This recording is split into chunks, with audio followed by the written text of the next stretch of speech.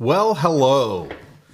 I hope everything is going smoothly for you here on this lovely Friday, the 1st of April, which would be April Fool's Day. Welcome to another PerfBits. I am Mark Tomlinson. I happen to be the president of the Association of Very Intelligent but Unaware Performance Engineers, and that is a real organization. I can tell you right now. Yes, it's PerfBits. It's Friday here in the Northeast. It's very windy here today. I took a very, very long walk with the dog, so I'm kind of tired. But I'm also extremely excited about today's topic about contributing to open source and going beyond contributing to open source and some of the things that I am working on this week. So I wanted to share that experience with you. Before we get started, as you would imagine, there's a chat wherever you might be watching this, or some kind of a chat function. And since it's kind of late on a Friday, yeah, it's like 6:30, good Lord, here on the East Coast, which means it's like 3:30 in the afternoon. So if you're on the West Coast of the United States, you should leave work early, pour yourself a cocktail, and join me in the chat for some kind of Ask Me Anything. So, of course, if you're Henrik, or our good friend Andy, or some of the folks I've been working with recently, they're in the Europe time frames. They're probably asleep. I mean, it's midnight, 1 a.m. I mean, they might be up late watching movies or something like that. But last week Henrik and I did an Ask Us Anything on a Friday in kind of the middle of the day, which was kind of fun. But today is sort of classic PerfBits, which I'm just giving you. There you go. Jay Erman.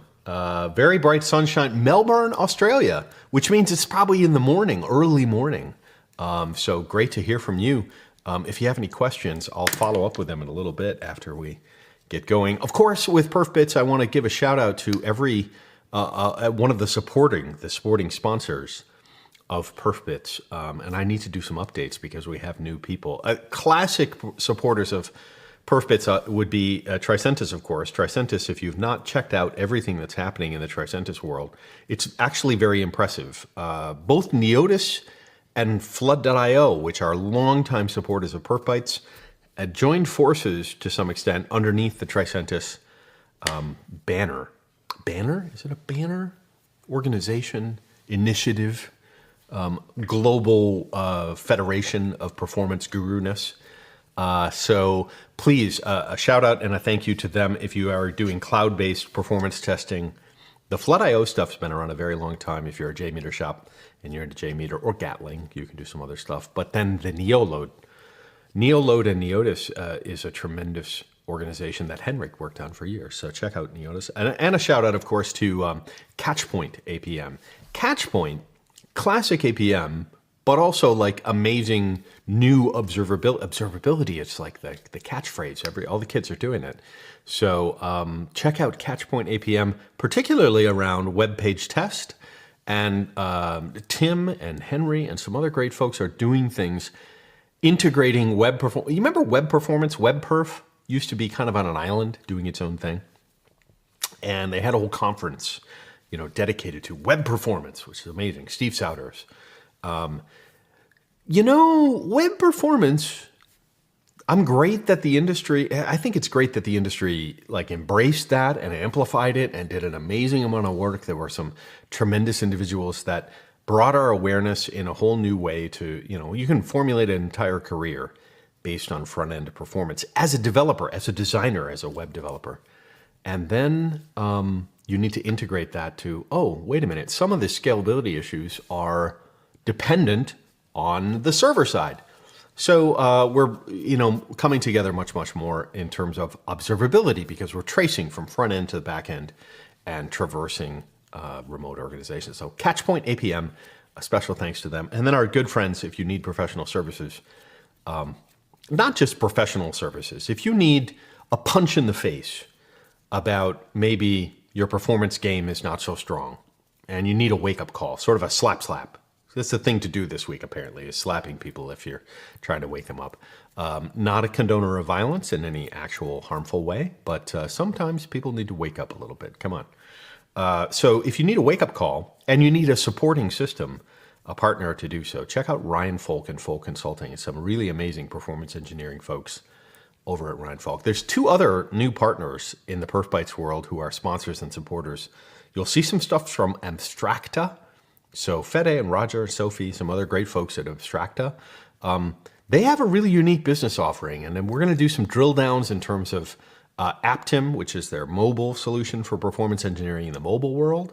And we're going to do some drill downs with Roger around their DSL descriptive definition language or development language, scripting language around JMeter.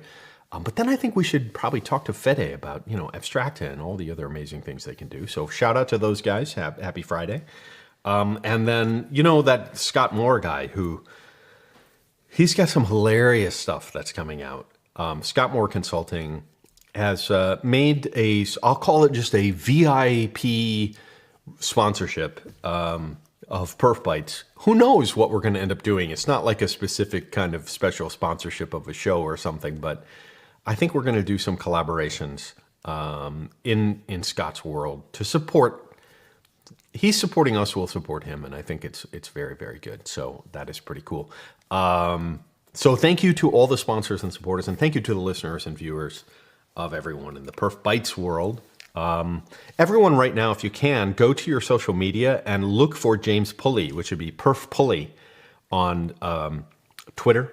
Send him a Twitter note that says, hey, you need to get on the ball with News of the Damned and start doing some new shows, because I miss being able to bring my Satan shows up on the show, and he hasn't been on the mic in a long time, so that's kind of cool. And a shout out to my colleagues Henrik and Leandro. Leandro from PerfBytes Español is doing amazing stuff from the K6 world. You'll see some things later today in our what I'm going to talk about in terms of K6, which is pretty cool. But Henrik as well, from a Dynatrace perspective, is the Is It Observable channel. If you haven't tuned into what's happening with Is It Observable, it's got some cool stuff. He posted something this week about chaos engineering and integrating chaos engineering. It's really pretty good. It's pretty fantastic. Today's topic, I want to talk a little bit about open source software, because open source software, contributing to open source software, there's going to be some screen swapping here from the camera angle that I have going and switching screens. So I'm hoping that I can illustrate some stuff. And I want to just share kind of an experience report about what I did this week and ended up contributing for the first time ever in my career to the K6 open source project. So a shout out to K6, k6.io, who are not sponsors of the show or anything. They just happen to be, like Leandro's working for them, and there's some really good performance engineering folks. If you don't know what K6 is, well, K6 is like a mountain, right? It's like K6 is not Mount Everest, but it's like next to Mount Everest or something like that.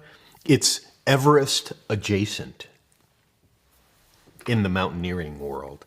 I'm not a big fan of mountaineering, to be honest with you. Like, I think it's overhyped. I think you can do stuff without killing yourself and ending up frozen as like a frozen entree on the side of a mountain. And then when things thaw out in the spring, they're like, the smell is really, really bad. So that would be bad. James Pulley is actually calling me on the phone right now.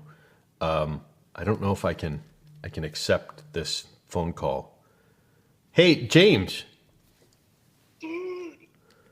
Hey, I'm on the air right now doing a PerfBits. What are you doing? I'm calling in to be part of PerfBits. Are you really? I have no idea if I can add you in the mode that I'm currently in, but you're on the phone. Look at that. It's James Pulley. It's out of focus. But there you are, man. How you doing? I'm doing fantastic. Well, that's good. How about you? I'm pretty good. I had a kind of a crazy day. I'm sorry I missed your call earlier. It's just been, me. I just get heads down and stuck inside a Red Hat VM or something like that, and then it's hard. Yeah, and I resemble a sentient being about once a week, and that's when I'm able to call you and get through voicemail jail. All right, so here's the real question I put to the audience, which is, when is the next News of the Damned coming? Come on, brother. We got to do one. You know what? let's do one Sunday. I might be able to swing one Sunday. I have a thing happening sort of mid. I'll send you my schedule, but a Sunday might work. You know, that could be cool. There's so much to catch up on. It would be good. Yes, and there's some live in-person stuff coming up, both for you and I. We can cover that. We can cover some catastrophic failures, because there's always some good catastrophic failures. Yes. We can cover the latest RFCs from the Internet Engineering Task Force. I don't know if you saw, but last year they put out an RFC for a protocol police force. A protocol police force. Okay, that's nice. Yeah. All right. Yeah, and a couple years prior to that was a moral header inclusion for routing. Okay, so you can't have police without a moral basis. No, that could be true. So if people want to tune into this, if it's actually going to happen, you can go on Twitter and look for News of the Damned, PerfBytes News of the Damned. Absolutely. We'll send out a link when we go live. But typically Sunday mornings, it's an 8:30 event. Yeah. And we'll be there live, kicking, partially caffeinated, which should make for all sorts of fun times. Oh, 8:30. I should be able to be fully caffeinated by 8:30. I think that would be fine. I'll say that in the below in this video ness, right below what I'm doing here, is you'll see a link to the News of the Damned, which was on this video right now. Oh, excellent. And I could put it in the chat actually, but anyway, hey, James, I have to get back to whatever the thing I was going to do with the thing. You know, with the thing. Go ahead, to everybody on PerfBits. I'll see you on Sunday, and Mark, just give me a buzz sometime. All right, brother. I'll give you a call back. It's be a good weekend. Bye. All right. Ciao. James Pulley, everybody. There you go. There you have it. And for some strange reason, the entire video thing over here just blinked out. So I'm hoping everything is streaming very well for you. You heard it here first Sunday. So anyway, yeah, it's nice to hear from James. The topic I was going to talk about is contributing to open source, but let me explain a little bit about how I stumbled into this.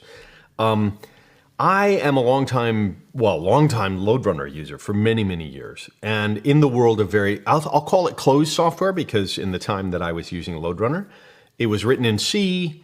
Overwhelming amount of the scripting language is all ANSI C, and did a tremendous amount of work to build. I have all these function libraries that over the years, I'm these are my favorite little libraries to create random test data, to do logic, looping, all kinds of interesting checkpoints, responses, logging, all sorts of weird it's like Mark's little function library for LoadRunner. And it's out there. I think it's on the Google Drive that I have that's publicly shared out there. At the same time, then many years later, when I went independent to do consulting, I started using JMeter simply because I targeted a lot of customers that weren't doing any load testing at all. And so we had to build up sort of the practice before they would appreciate, hey, I really need a serious load testing tool to get this job done. Maybe I'll look at LoadRunner or Neotis, Neoload, or Tricentis now, but at the time, look at a commercial tool that's more capable.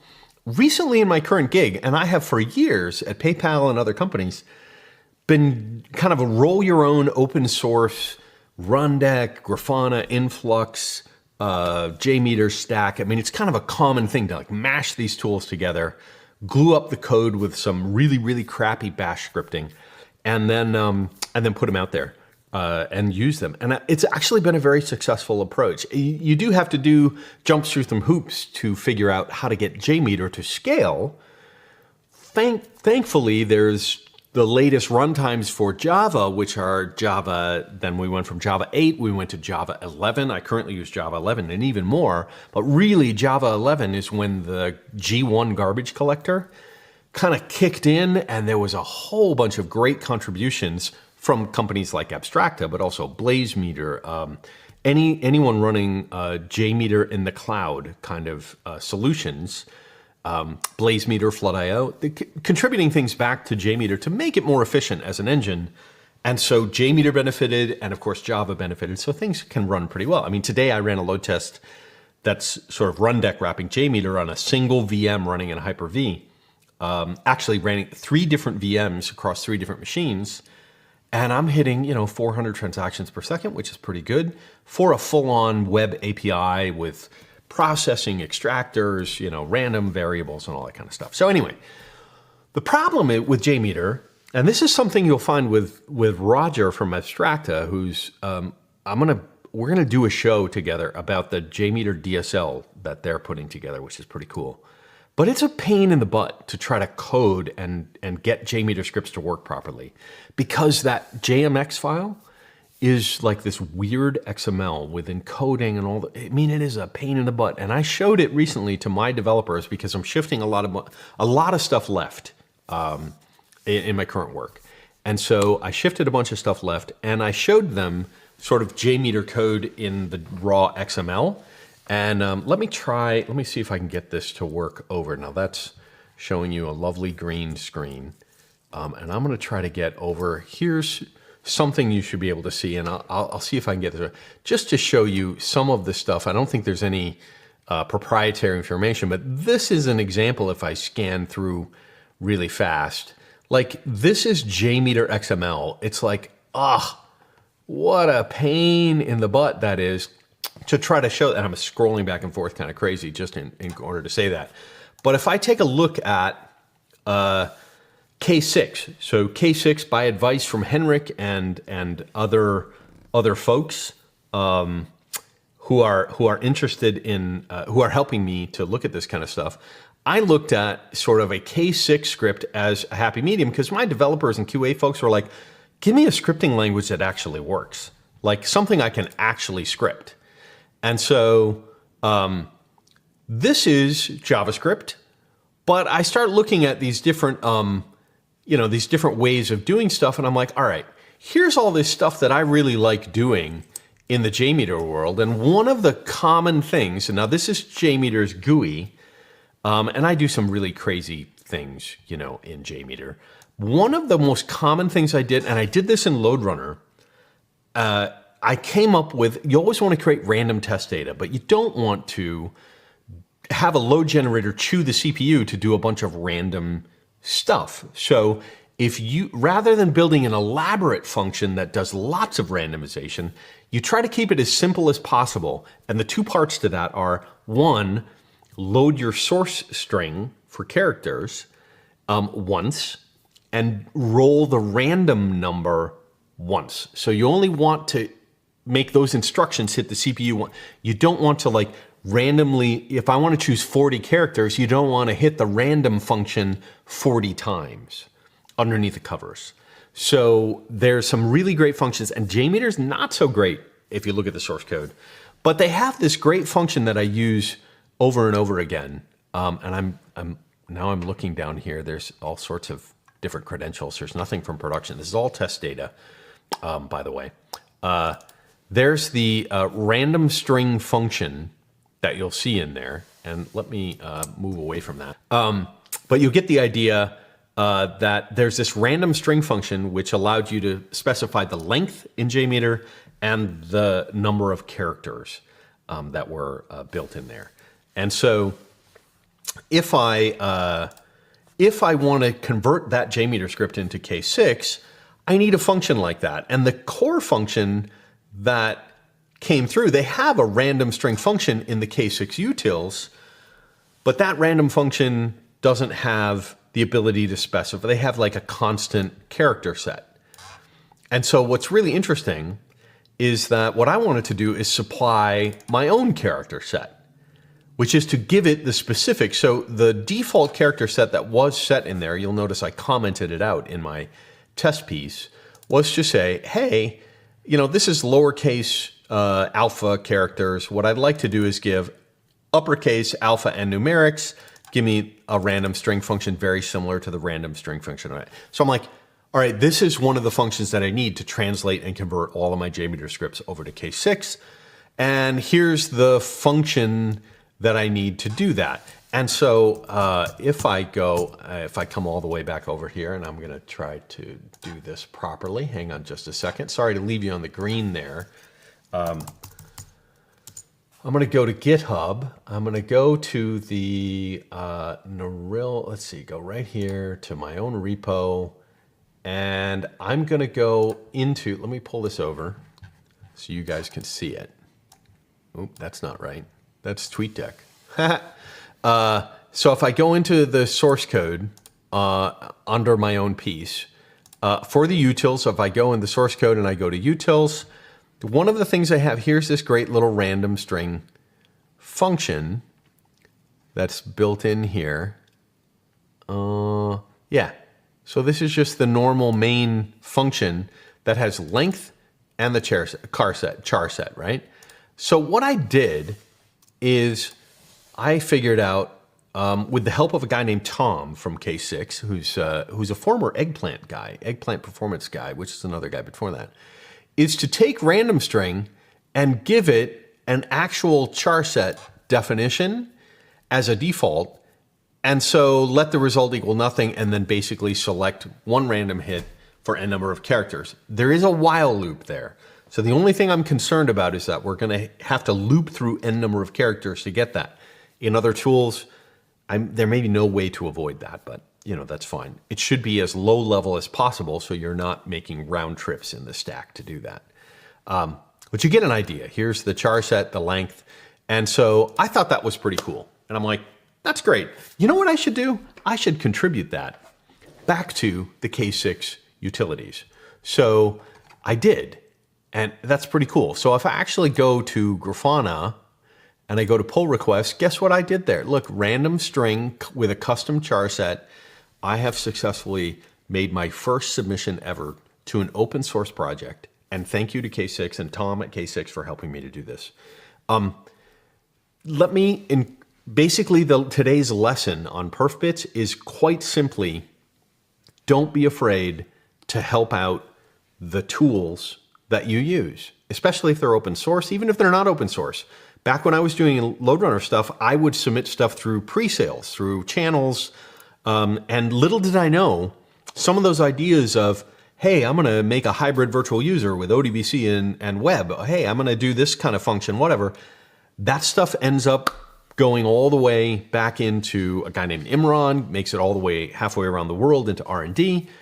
And I was lucky enough later on in my career to figure out, hey, that's the way that is done. That happens. So even if it's closed source or open source, you can either contribute directly or you can find a way to give feedback and document this kind of stuff. I mean, if you take a look like at the pull request I put together, there's a bunch of comments. I mean, there's a bunch of cool stuff here that's like, hey, I'm going to give a bunch of information about why we're changing this, what the precedence is, the community conversation about it, and that kind of stuff. At the same time, I went over to the K6, let's see, there's K6 docs, I think somewhere in here. If I go to K6 docs, if I go scrolling down somewhere, there we go, K6 docs. If I go into K6 docs, even though I put in a pull request, I did a bunch of updates, and there's random string custom char set. There you go. And so K6 docs, in addition to the code change you're going to make, be a responsible citizen in the world and actually contribute something, contribute to the documentation update as well, which may mean, in my case, we're upgrading from version 1.1 something to 1.2. This is my first contribution. I don't know any of the main developers on the product, but you'll notice the feedback has been overwhelmingly positive if you're willing to take the time to 3 lessons, really. 1, don't be afraid to get in there and try something. Learn the step-by-steps to fork from the original project, put it into your own repository, build a branch, get your work done. The second thing is, don't forget about testing your code, both in the documentation as well as contributing tests to whatever code change you're going to make. There might not be unit tests at all. So why not be a tester? Build some tests in code, which is cool. And the third thing, like I say, there's going to be documentation updates. If you make a change, you need to put in changes to the documentation. So I just wanted to share this experience because it was very exciting to me, actually. After almost 30 years in the industry, I actually made a direct contribution in code after years worth of being just an indirect contributor to the products that I know and love in the world. So this was kind of exciting to me as a way, in a way. A couple of things in here. Again, J-Roman is talking about bright sunshine in Melbourne, which is great. Hopefully you're rolling random test data in strings and such, whatnot. So I'm going to try to go back over here. And let's, oh my gosh, that's not good. Let's see. I'm going to go, hang on. There I am. There you go. And of course, an idea, Antonio, maybe it is Antonio JN. I would use the random string function as a parameter for the the JavaScript sampler, and set it as cache to make it faster. Let me give you a tip on caching within JMeter. There are certain values that if you can roll the value once and you hit cache, it'll cache that value. It will not update that random with every iteration, every time it hits that little script. So be aware if you use that sampler and you use this function, that you won't update the random value on every hit to that script if you hit cache. So the trick to do that is if you only need to update it once, meaning give me a random something number at the setup of the script, and then I can use that over and over again for an hour. Put it in a once only controller, because you're never, I mean, that first hit is the same hit even if you cache it. If you're never going to call that script again, in my scripts I use a little function called test data setup. It's like a test action with a preprocessor underneath it for that same JSR 223, the JavaScript sampler piece, preprocessor underneath there. But that value will not be updated, because when you hit the caching button, whatever functions and whatever products it can process, it will then save those in cache and never recalculate them. So you'll end up with the same value over and over again. So this is a problem if you need random data on every iteration. If you need random data or unique data per each virtual user, you need to figure that out. One of the things you can do to get by that in the JMeter world is use the vars function, vars get and vars put. So if you process a function using the functions to get the actual value, then the function gets cached. The actual execution of that function will go get the dynamic value and update that random value. So make judicious use of the vars.get and vars.put functions within that cached sampler, or in the cached JSR 223 processor to do that. But be careful, because you'll find the same value used over and over again. You're not getting the actual random string piece. And again, like I say, if it's something you do in a setup function or a once-only controller, you don't have to cache that. It's only going to get hit once and get skipped after that, so don't worry about that so much. But yeah, an advanced use, if I can go this far to say this, an advanced use of the random string that I use looks like this. And I will have had, a random string, character length 1, and let's say I have 0, 0, 0, 0, 1, 1, 1, 1, 2, 2, 3, right? Like, let's say that's my actual random string function.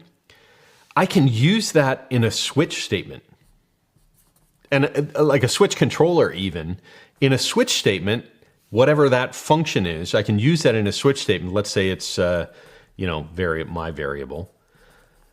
And then I can switch on value 0 and do X. And I can switch on value 1, and do Y. So I could use the number of variables, the frequency of the 0, 0. Let's say I only want to hit 1, 2, 3, 4, 5, 6, 7, 8, 9, 10, 1/11th, sorry, one too many variables, I very rarely want to hit branch number 3. So let's say I switch on number 3, and of course, single characters are the way to do this. So like switch on XYZ and switch on, 0, 1, let's say that's 2, this is 3, and then that would be XYZ and this will be A, something like that, right? So I can actually branch the logic for a mix, and this string is an encoded way of determining the mix. I pretty much want 50% zeros, right? And roughly 50% ones. I want, those are maybe, let's say it's 40%, 40%, 10% twos. That's 40%, 40%, 10%. It's a totally cryptic way of using this random string function to come up with a totally common thing within load test execution, which is coming up with a mix of transactions. So that's a totally funky way to go about doing that. And I'm going to have to drop it here. We're at about 30 minutes. I have a couple other calls happening. Thank you very much for joining me here today on PerfBits. My guidance to you is don't be afraid to contribute to open source. Commit literally from a Git perspective, and or contribute to your commercial tools as well. The vendors that are innovating and doing what they're doing also want your feedback. Reach out to them and let them know, hey, join their communities. There's vibrant Slack channels, Discord channels, anything online, user channels, Dynatrace community, totally their own software. Check it out. It's and I learned some great stuff this week that was inspiring to me after many, many years. It doesn't matter how old you are, what your age is. If you feel good about contributing your thinking and your logic, finding a place for it, find a way to do it. And so my thanks to Tom at K6 and the other folks at K6 who supported me in doing this. It was really great. But my thanks to everyone in our performance testing tool world who is welcoming of good ideas, good thoughts and needs and things. And listening is really, really important.